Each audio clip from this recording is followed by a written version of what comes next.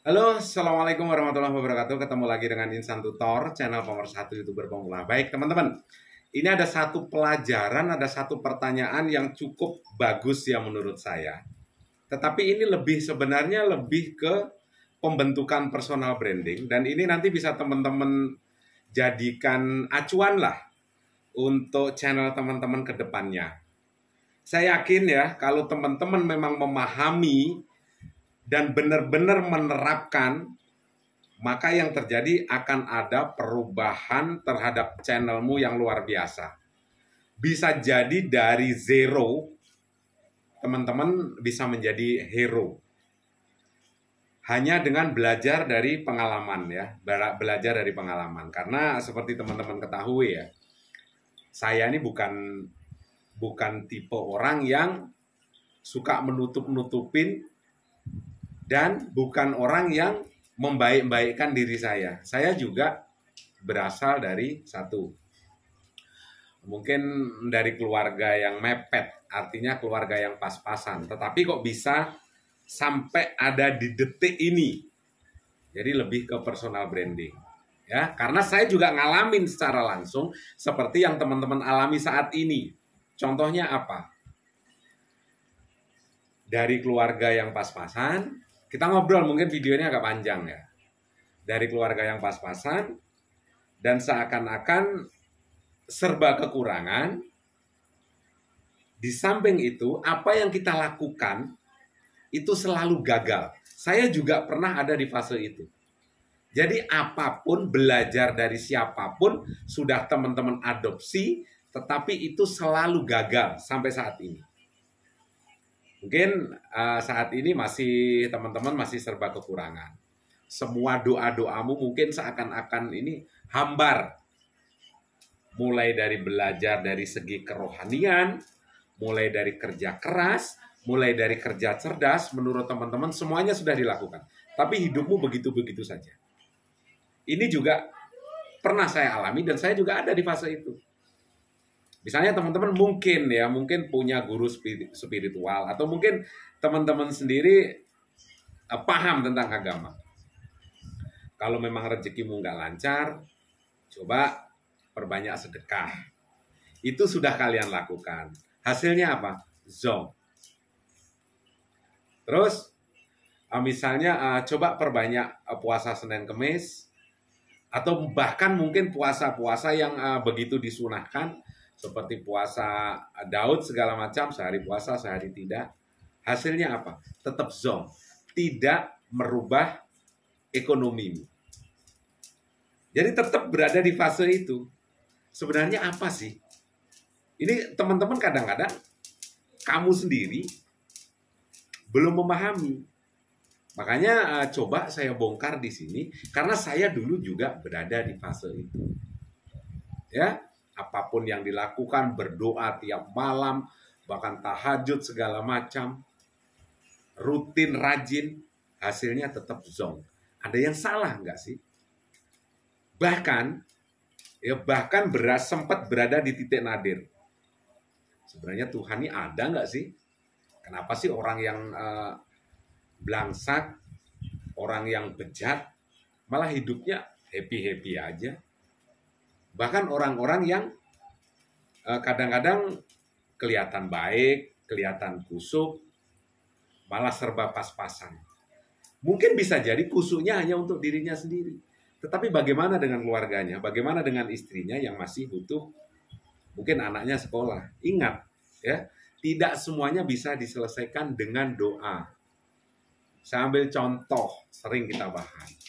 Bro, saat anakmu bayar sekolah juga nggak bisa kamu bayar dengan doa. Kamu nggak bisa ujuk-ujuk datang ke sekolah, bang, saya nggak kuat bayar, ekonomi saya pas-pasan, saya bayar dengan doa saja ya. Nggak bisa. Mungkin istrimu butuh kendaraan untuk ke pasar, untuk ngantar istrimu, karena ekonomimu pas-pasan, mungkin ada kesempatan punya duit ngambil motor, saat bayar angsuran, nggak bisa juga kalian bayar dengan doa. Yang ada digaplokin sama debt collector. Listrikmu bunyi, nggak bisa juga kamu tiba-tiba ujuk-ujuk pakai songkok, pakai sorban, kamu berada di bawah meteran listrik ini, ya Allah isi meteran listrikku, nggak bisa. Dan sampai di detik ini, itu yang teman-teman lakukan. Itu yang teman-teman alami. Dari keluarga miskin sampai sekarang pun masih seperti itu. Sepertinya kok terseok-seok. Kalaupun ada di luar sana, ada orang dari keluarga miskin, setelah itu bisa merubah nasibnya, ini hanya beberapa gelintir, hanya 1%. Ya, hanya 1%. Bisa jadi ini sebuah kebetulan atau mungkin bisa jadi sebuah keikhlasan. Tetapi itu nanti yang akan kita bahas, ya, akan kita bahas. Tapi sebelumnya yang memberikan super thanks tetap kita share di tab komunitas, ya. Di tab komunitas 2 channel yang menjadi member silahkan juga nanti malam minggu kita akan bongkar channel teman-teman, ya, channel khusus member tentunya. Oke, kita mulai dari pembahasan pertama.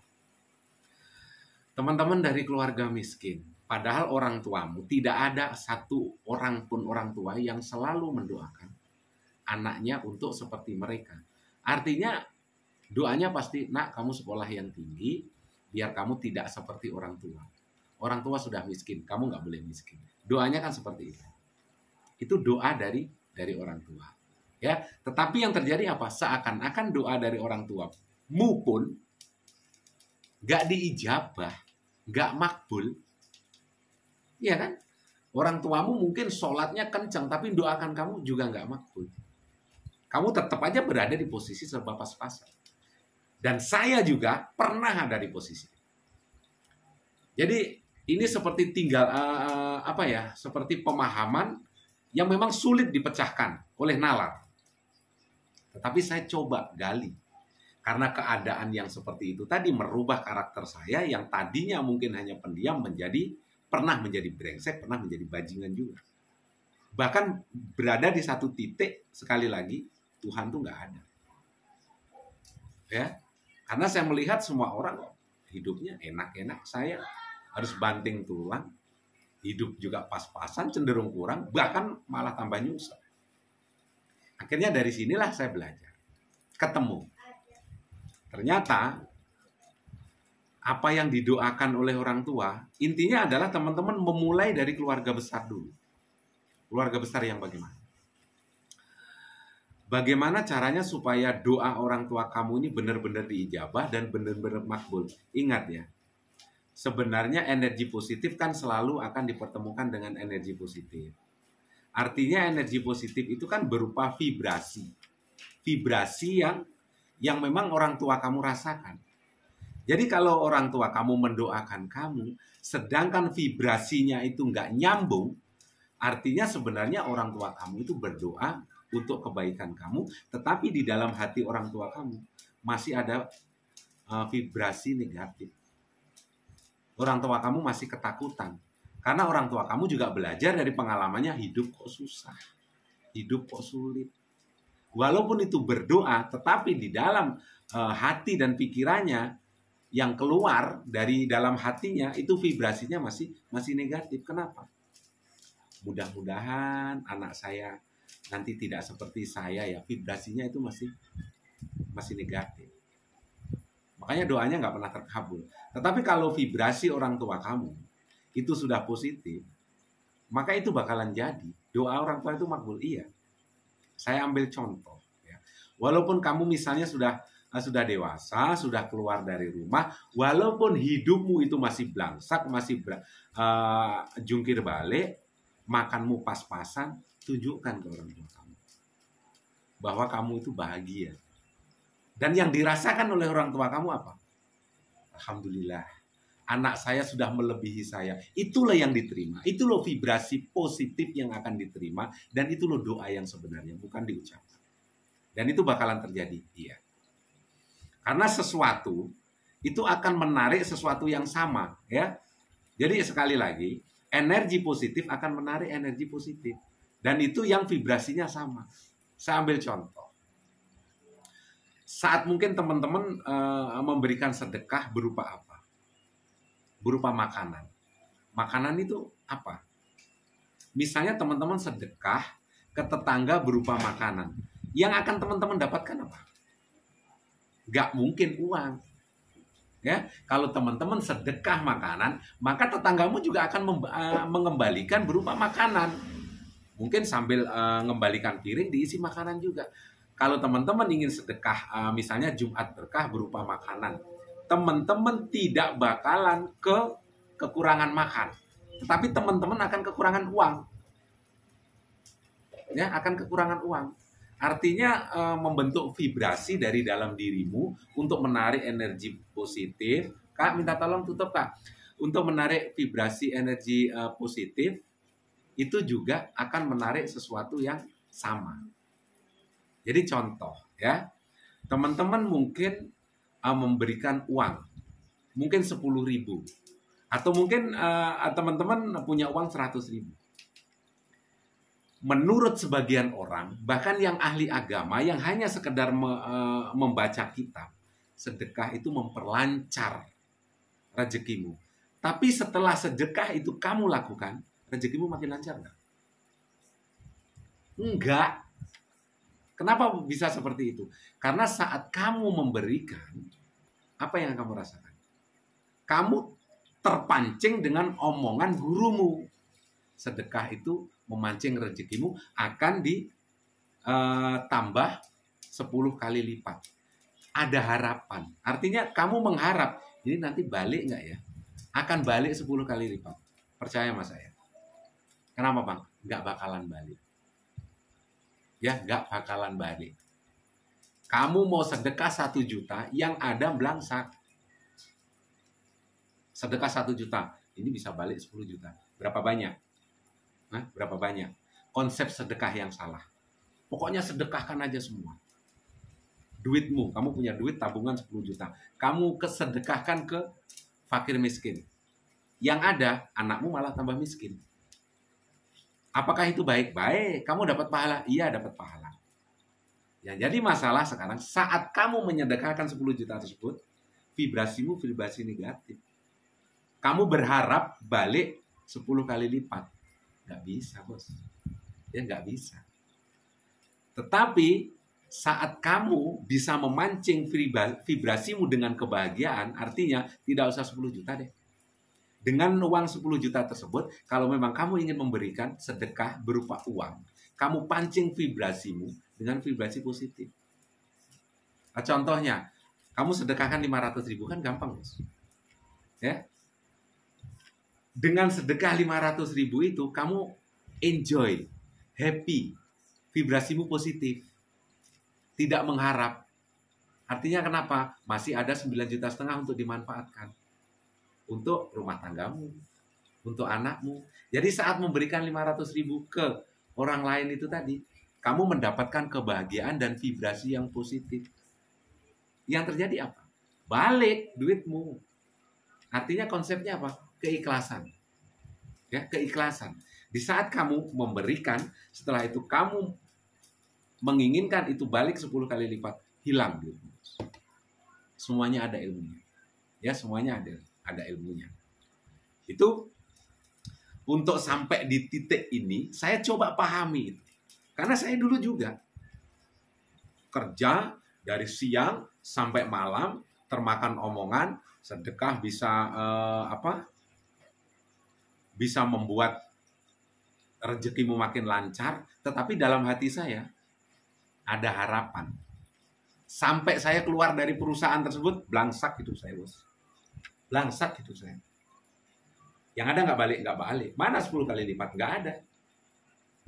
Pahala dapat walau alam. Ya, pahala dapat walau alam. Pahalanya dapat. Tetapi ingat ya, kita realistis. Di dunia ini kita butuh duit kan? Butuh duit. Oke, kita nggak butuh duit. Oke, hati kita sudah tenang. Tanpa duit nggak masalah. Lingkungan kita, anak kita sekolah, istri kita sekolah. Jangan sampai kita ego dengan ketenangan kita, wiritan mutar tasbih sampai berhari-hari, sedangkan anakmu kelaparan, waktunya bayar sekolah belangsak juga. Giliran listrik bunyi, kamu masih tenang, ya Allah belikan saya ini. Nah, kamu korbankan istrimu. Kok bisa begitu? Ya kan yang nyari utangan istrimu akhirnya. Ya, yang nyari utangan istrimu. Ya kamu sih tenang, iya. Akhirnya ketenanganmu mengorbankan keluargamu. Ini bermasalah juga, Bos. Bermasalah juga. Jadi konsepnya ini benar-benar harus sadar diri dulu. Ya, atur vibrasimu. Jadi apa yang kamu lakukan, sama di YouTube juga seperti itu, Bos. Di YouTube juga seperti itu. Instan Tutor dari zero ke hero sampai berada di posisi sekarang ini. Mungkin banyak orang yang percaya, nggak percaya. Masa sih gaji Instan Tutor puluhan juta? Bro, ya, ini sebagai motivasi buat teman-teman. Bayangkan, mungkin gaji Instan Tutor oke, ya, nggak sampai 5 juta oke.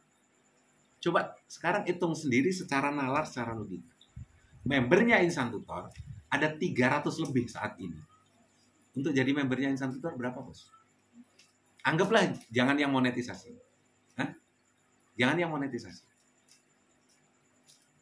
Yang pemula saja 50.000. 50.000. Kalikan 300 berapa itu? Hitung sendiri. Dari situ berapa puluh juta penghasilannya? Belum lagi dari iklan. Belum lagi dari super tank. Jadi ini saya katakan ke teman-teman bukan untuk pamer, tetapi supaya teman-teman itu ayo dong. Perbaiki dari sini loh. Ya, perbaiki dari sini. Atur vibrasimu. Selama kamu memberikan misalnya super tank 20.000 ke channel manapun, kamu berharap itu balik, hilang duit itu. Channelmu nggak berkembang, enggak. Tetapi kalau kamu dengan bahagia memberikan itu, maka kamu akan menarik kebahagiaan. Saat memberi itu bahagia, kamu akan menarik kebahagiaan. Ingat, ya, energi itu akan menarik sesuatu yang sama. Kalau kamu sedekah dengan makanan, maka akan kembali makanan. Kalau kamu sedekah dengan uang, maka juga akan kembali dengan uang. Tidak mungkin kamu sedekah makanan, misalnya Jumat Berkah lah. Kita bagi-bagi 100 makanan. Percaya sama saya, kamu tidak akan pernah kekurangan dan tidak akan pernah kelaparan. Karena kamu sering memberikan makanan. Tetapi yang ada, kamu kekurangan uang lah ya. Karena kamu yang diberikan adalah makanan. Tetapi saat kamu memberikan uang, maka kamu juga akan menarik uang. Ya, kamu akan menarik uang. Tetapi untuk memancing vibrasi itu, untuk merasakan vibrasi itu, jangan sampai ada tekanan. Misalnya kamu punya duit 1 juta, coba enak aja kamu kehilangan duit 100.000, kamu kasih orang nih Pak untuk makan. Atau mungkin ini Pak uang 100.000 ya buat Bapak, mudah-mudahan berkah ya Pak. Ringan, kamu berikan dengan kebahagiaan. Tetapi kalau punya duit 1 juta, kamu beri 900.000, berharap kamu balik 10 kali lipat, kamu hanya sisakan 100.000. Yang ada tekanan, dan itu vibrasimu vibrasi negatif. Balik nggak ya? Balik nggak ya? 100% nggak bakalan balik. Mulai dari sana. Artinya mulai dari keluarga besarmu, mulai dari ibumu, ya, mulai dari ibumu. Percayalah, doa orang tua ini tidak pernah tidak terkabul. Tetapi ingat, harus tahu ilmunya. Vibrasi yang dikeluarkan oleh orang tua kamu, itu teman-teman bisa ciptakan mulai dari sana. Bikin kebahagiaan dalam keluarga besarmu, khususnya orang tua kamu. Ya, walaupun doa orang tua kamu yang baik-baik, tetapi orang tua kamu melihat kamu itu hidupmu masih blangsak, jungkir balik, sampai salto-salto, kekurangan uang. Orang tua selalu mendoakan yang terbaik, tetapi di dalam hati orang tua selalu anak saya kok begini ya, kapan hidupnya ini, vibrasinya itu yang diterima, Bos. Itu loh yang akan diterima. Ya. Alam ini sunatullah. Sekali lagi, alam ini sunatullah. Itu juga hukum Allah yang tidak tercatat. Dan alam ini adalah energi. Kalau kita mengeluarkan energi negatif, maka yang akan diterima juga energi negatif. Sudah bisa dipahami ya? Sudah bisa dipahami. Itulah titik balik yang sampai saat ini masih saya pelajari. Dan itu saya share ke teman-teman supaya menjadi pembelajaran. Jadi jangan bikin orang tua kamu selalu berpikir yang enggak terhadap kamu. Doanya makbul, iya doanya makbul. Ya itu yang sampai ke sana. Jadi jangan hanya termakan perbanyak sedekah. Kalau perlu, sedekahkan semua, kamu akan diganti 10 kali lipat. Woi, ada seorang ustadz terkenal dengan konsep sedekahnya, pokoknya sedekahin aja. Di saat dia tertimpa masalah, berani nggak dia menyedekahkan semua hartanya? Nggak berani, hanya sekedar ucapan tapi nggak dirasakan. Coba sedekahin semua, bangkrut itu. Ini yang perlu dipahami. Ya, ini yang perlu dipahami. Jadi teman-teman harus benar-benar bisa menempatkan sesuatu itu pada tempatnya. Terus apa hubungannya dengan YouTube? Sama, Bos. Saat kalian, saat teman-teman buat channel YouTube, itu jangan hanya kepingin, tapi rasakan gitu. Rasakan. Jadi teman-teman tuh benar-benar merasakan, saya punya channel YouTube, gaji saya 10 juta, 20 juta, memang benar-benar terasa, kamu rasakan saat ini walaupun baru memulai. Seakan-akan kamu orang gila. Iya, hanya orang gila yang bisa merubah dunia. Percaya sama saya. Ya, kalau orang waras, nggak ada. Coba pikirkan. Pesawat terbang beratnya puluhan ton, 60 ton, 120 ton bisa terbang. Kalau orang waras nggak sempat berpikir ke sana. Tetapi hanya orang gila yang sanggup melakukan itu pesawat. Bisa terbang. Dan gila itu adalah puncak prestasi. Percaya, di saat orang lain tidak pernah melakukan dan kamu sanggup melakukan, kamu akan dianggap gila. Gila. Gajinya puluhan juta dari YouTube. Atau mungkin tiba-tiba dalam 5 tahun, kalian sudah bergaji dari bukan siapa-siapa, dari zero bisa merubah dirimu menjadi hero. Dari yang tidak punya pekerjaan, tiba-tiba gajimu tembus 50 juta. Apa yang dibilang tetangga-tetangga kamu? Gila. Bisa ya? Dulu itu malas-malesan nggak punya pekerjaan. Gila juga. Jadi memang dibutuhkan orang gila untuk bisa merubah dunia ini. Jadi kalau waras, minggir dulu. Kalau merasa dirimu waras, minggir dulu.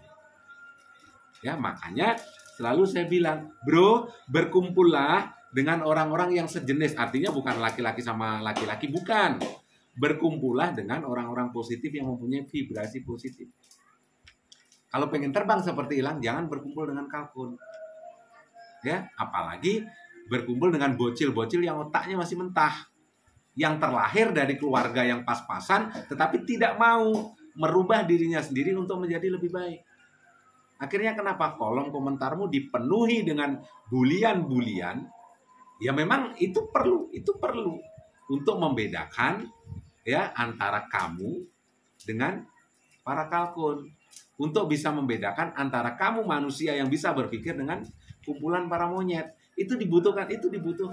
Tetapi jangan sampai ya kamu yang sudah sempurna berevolusi seperti teori Darwin, kamu terbawa-bawa juga dengan cara berpikirnya para monyet. Ini bahaya, Bos. Ya, bahaya. Jadi ayo sekarang atur vibrasimu. Hubungi orang tua kamu. Ya, bikin mereka bahagia. Selesai urusan. Semuanya bakalan lancar. Iya, semuanya bakalan lancar. Mudah-mudahan ada hal positif yang bisa teman-teman ambil. Sehat selalu, salam buat keluarga. Wabillahi taufiq wal hidayah. Assalamualaikum warahmatullahi wabarakatuh.